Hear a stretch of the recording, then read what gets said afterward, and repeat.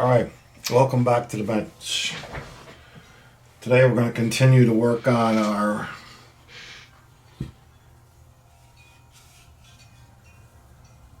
low center of gravity competition crawler. We finished the chassis in the last video. So if you haven't looked at that video, you might want to go back and look at it. Today we're going to put on the links.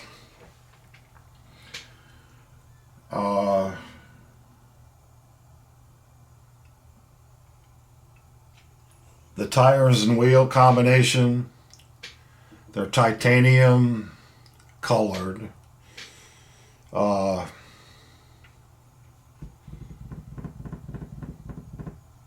Wheels. Tires are Toyo RT Open Country. They are 4.75 inches or 4.72. 1.77. Anywho. And they fit pretty good.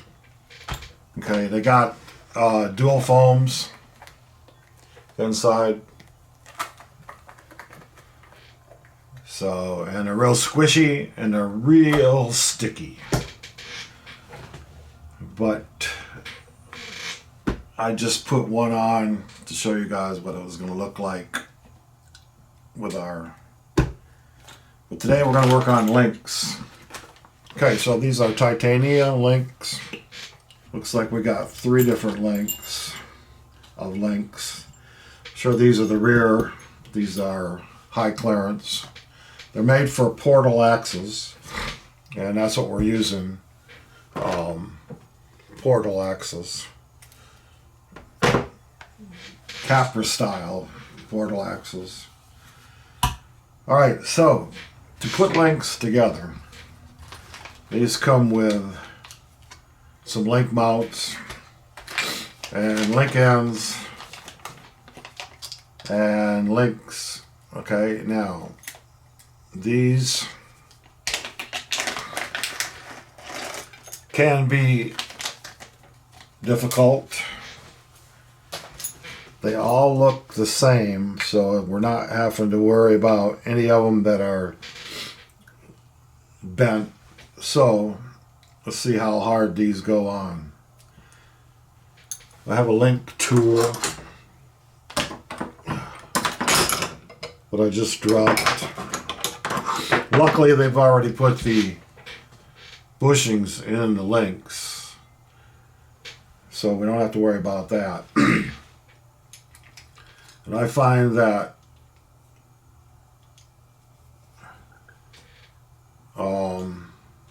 this tool works pretty good to hold them, and sometimes the links are threaded 2 different ways, and this is already starting to be difficult.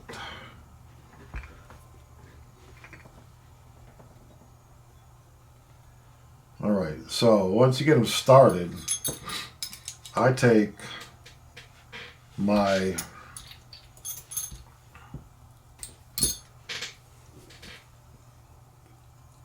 and just twist them. Put something inside the, and I got that one completely crooked.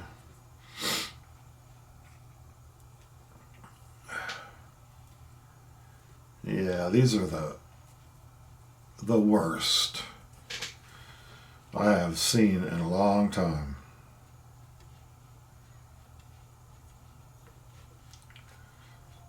Okay, once you get them started, man,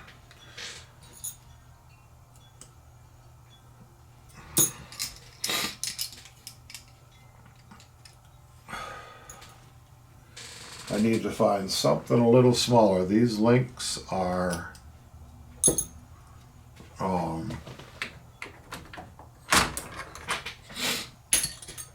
very small. There we go. And then just twist them on.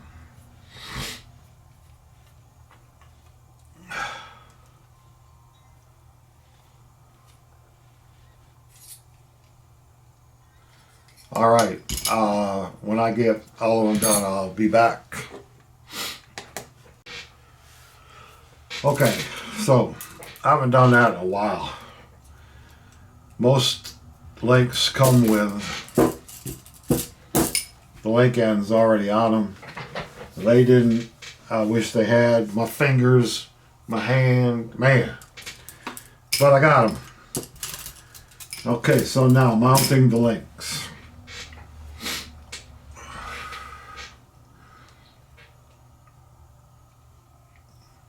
Go to our trusty pictures, since they don't have any instructions. So on the website where I bought these, it gives you a picture of the links connected to the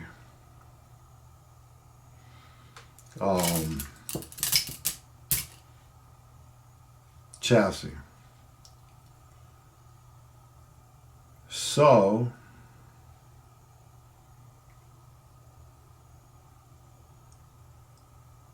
we have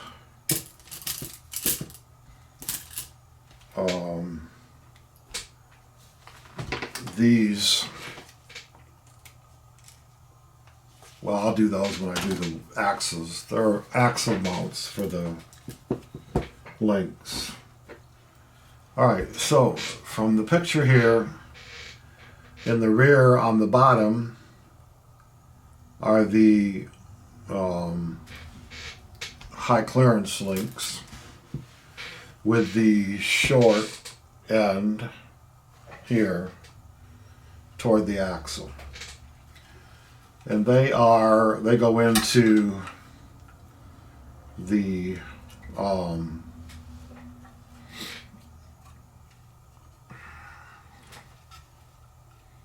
skid plate.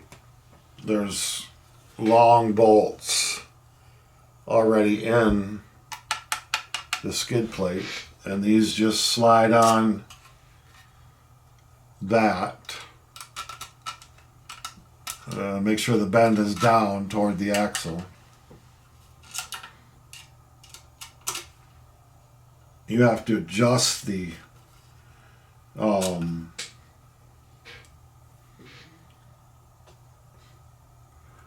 link ends so that the link is pointed in the right direction. So we want this to, I didn't get this one on quite far enough.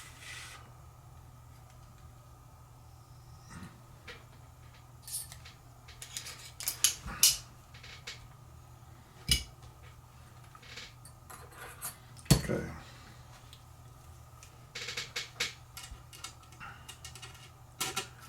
And when we put that on, there is a nut that goes on here, and I'm trying to find out if these are spaced or not. I don't think so. Okay. So that link goes on the skid plate, the high clearance bend toward the axle.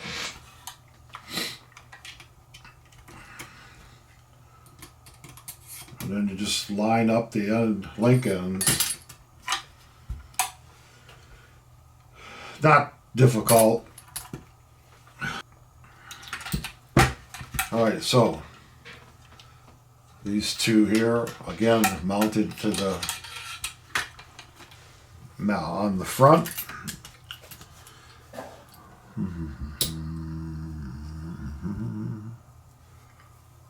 I can't actually tell from the picture exact where these things are mounted. Okay, they are mounted in the, they're adjustable.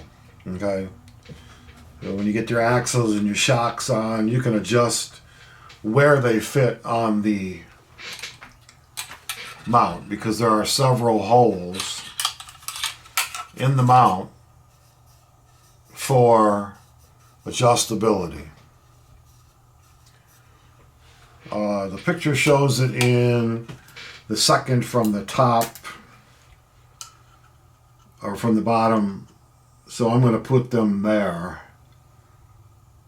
And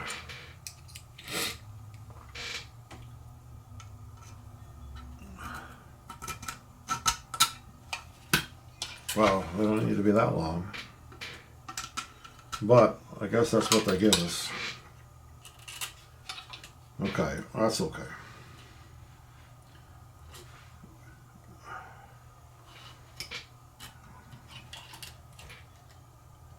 And again, all the hardware is provided.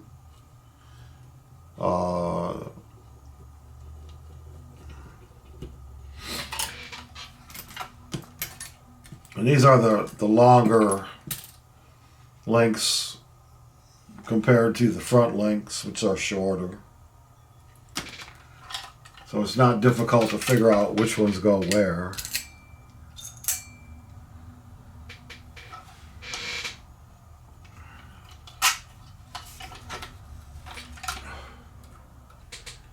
Okay, so rear links are in. And again, you can see I put it here in the second one above the skid plate. You can put them, you got 3, 4 hole adjustment, 5 adjustment holes for those links. So if you're not happy with your triangulation or your link setup, you can adjust it.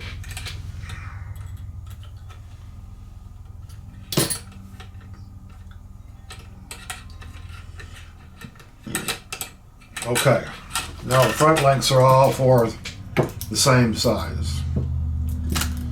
So we just need to figure out where to put them. Well, 2 of them go in the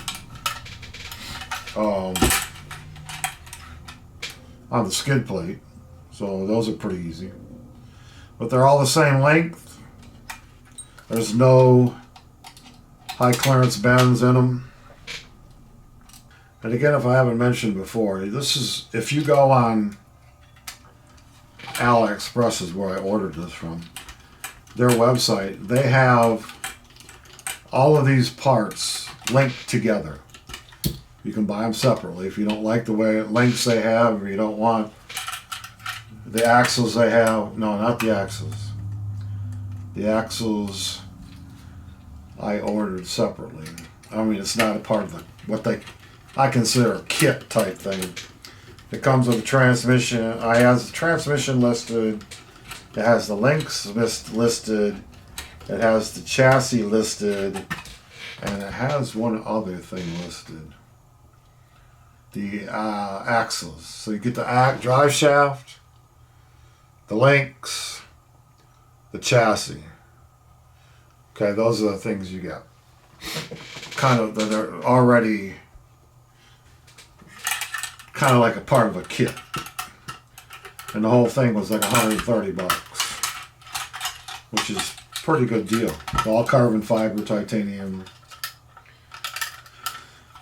Okay, so now where did they put these other 2 links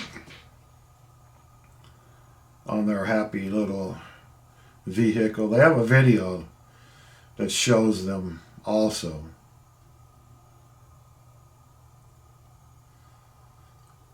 And for some reason, they have the links in the front on the outside of the chassis. I guess that gives you more triangulation. I'm not going to do that. It doesn't make any sense to me to have them on the outside. Of course, I'm going to put them on the inside. And again, they're up in the second hole above the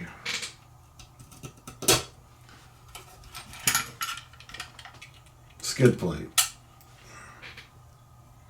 or transmission mount or link mount or all three. I'm not sure why. I think probably to get more crossover.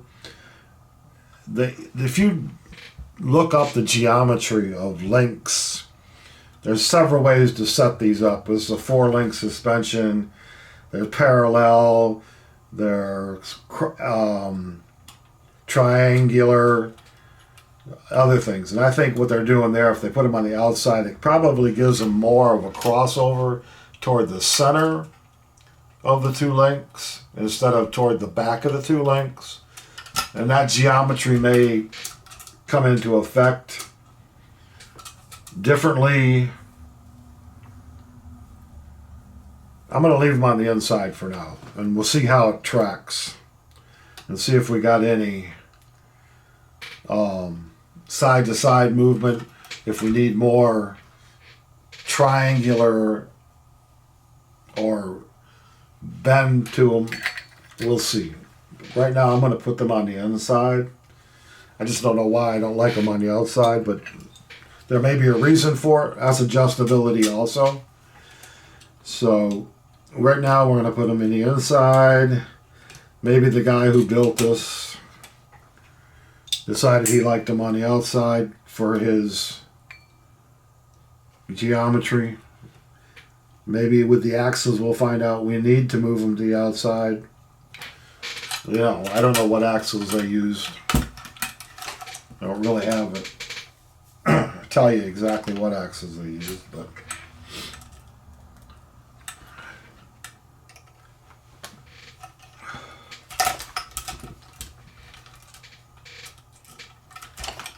the link setup is adjustable.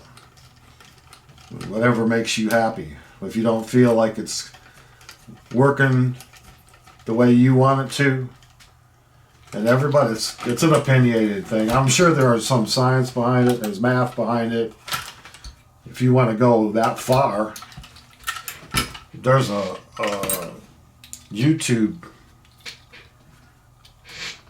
guy, I can't think of his name right now, I'll look it up and I'll put it in here or in the description, that explains, he builds off-road vehicles, and he explains the different types of links and what you can do to adjust them to fit your situation. There's even a software program where you can figure out your center of gravity and all that stuff. Ian something. If you're off-roader, you know who he is. But I will put a link to his channel and that video, and it'll show you all the different, and so in the real world, but I mean, what the heck, in our world, it can't hurt to follow those, the way they build their. Okay, so there are the links on our chassis. And that is all I'm going to do today. My hands hurt, my fingers hurt. So, yeah. When we come back next time, we'll put the transmission in, probably.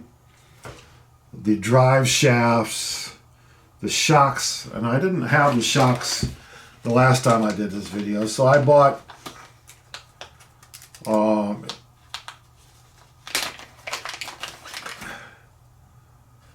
they're called crawl-borne shocks, and they have